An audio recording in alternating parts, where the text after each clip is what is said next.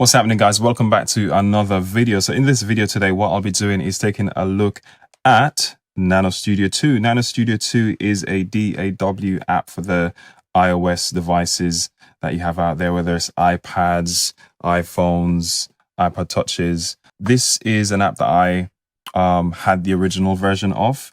So NanoStudio 1 came out ages ago. I think I had an iPad 1 or an iPad 2 back then. And I remember just jamming out on long flights. I remember vividly, I was on a flight to the Caribbean and I just had that to occupy my time. It was so fascinating to use. It wasn't the best, it wasn't the most intuitive back then, but it was one of the best at the time on the market, I would say, in my opinion. So now NanoStudio 2 has come out. It is a well-needed update, and I must say that I'm loving what I'm seeing so far. Now they've basically revamped the whole thing, and it's very intuitive to look at and to navigate around. So starting off, what I'm going to do here is just do an overview, by the way. So I'm just going to give you my first impressions and talk about some of the things that I've observed and take a look at, the potential of this. So basically, I've got a demo track here loaded up already. This is something that I've put together. I could continue to work on this. I may do that. But for now, I just wanted to show you what this app is capable of and what I've managed to do with it so far.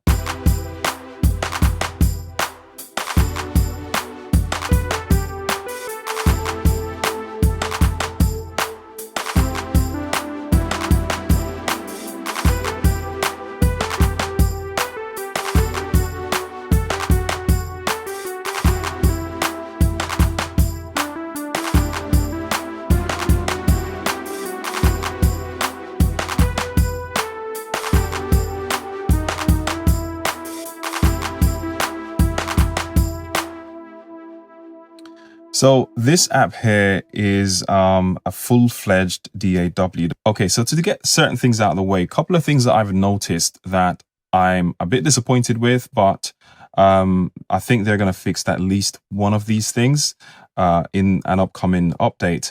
They don't have any audio tracks, and that's something that I actually do need. So audio tracks will obviously be necessary if you want to plug in a microphone and have and record directly into this app, or if you want to drag in a piece of audio or a sample, like a WAV file, and drop it on a track so you can cut that up and chop it, effect it, and do all kinds of things to lay out your track. So you can't bring in, let's say, stems or track outs from another project. So this is a limitation at the moment, but they have said that they will be coming out with audio tracks in a future update. The other thing that I noticed that I would definitely want to have is duplicating of tracks. They don't have that option here. If you notice down the bottom here on the left, you have a plus and a minus button, so you can actually add or take away tracks. So take, for example, if I wanted to select that one there and take it away, all I do is hit that. If I want to add one back in, I hit it and it just loads up a track with Obsidian, its synthesizer on there. If you want to get some more options, you long press, and it does have a bunch of other things, including allowing you to add an AU instrument or an AU track, audio units. So if you have third-party audio units, you can load your plugins in here as well, which is great. They have the option as well to drop their Slate. So their Slate plugin is their drum sampler, and they do have a few kits in the factory section here inside the library, or you could just load in your own samples. It allows you to browse or import into this from other apps if you've got sounds loaded up into your files, into your file system. Now, what I absolutely love about this is that it comes with so many nice sounds built into their Obsidian synth here.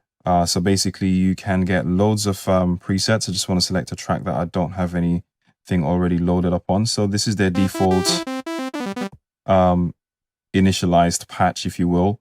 And if you go into where it says patches there, you have a whole bunch of sounds you can select from. You can categorize them. You can do and/or selection, where if you want to say, I want it to be a lead as well, or sorry, you want it to be a lead or something clean. If you select and, you can say a combination of all of these things. Well, it's always best to go with or, because you then have a better chance of coming up with something that actually exists. So you can easily change your patches by tapping on it.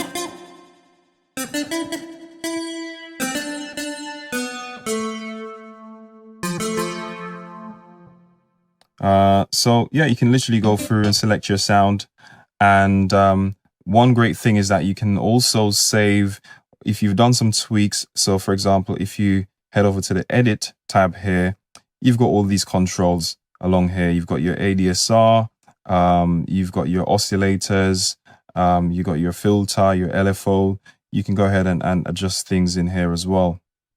Now, I think you're able to load a sample into this as well, and compensate for the lack of audio tracks availability, and to compensate for the lack of the ability to have an audio track. So you can actually load in a sample. They do have a video on that. I haven't tried it myself, but if I do figure out how to do that, I will do another video showing you how you can get around that lack of audio tracks capabilities. That you're able to also save your patch as a user patch. So if you go to save as, just there, you can very easily save your own presets. So the presets you save would end up inside your user library. So I'm glad they have some way to do that in an organized fashion. So if we were to long press and add an audio unit, I'll just show you quickly how you can do that. You can double tap on it, and it brings up the section where you can actually load your audio units. So you can see I've got 3 audio units here that I can load, 3 apps. So I'll select Sunriser, for example, and then I have access to Sunriser straight away once it's loaded up.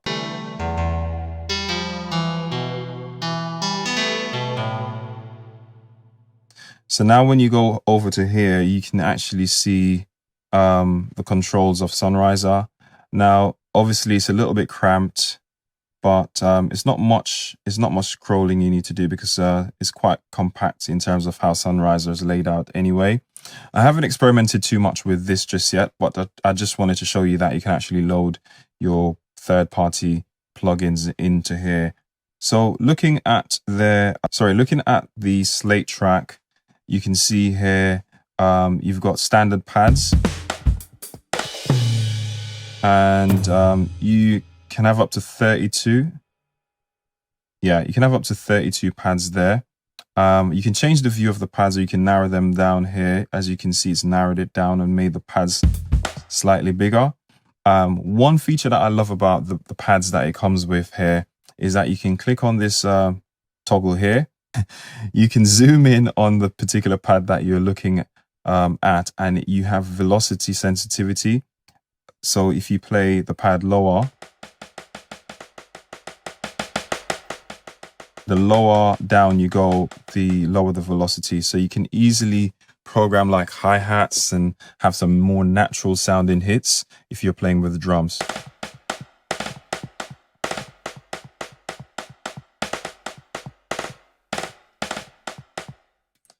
Obviously, that's something that you can't get if you have it at a smaller size, but it's pretty neat, right?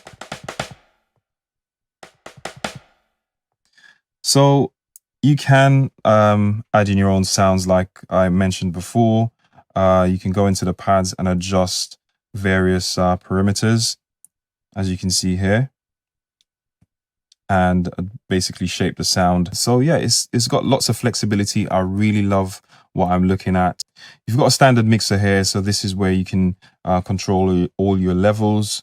You can do your muting and stuff like that. Automation features, you can have the right capabilities for automation here. So you can see that W there stands for right. It allows you to add in automation, which is pretty neat. you'd have your automations lanes if you click on this option over here. Now there's so much more I need to learn about this. I just wanted to give you an overview of what I've seen so far. If you like this video, go ahead and you know what to do. Click the thumbs up button. If you don't, then you also know what to do. Leave me a comment. Let me know what your impressions are of this new NS2, as they call it. It is a great app, in my opinion. So NanoStudio, that's all I've got for you on this one. Take it easy, and I will talk to you in the next one.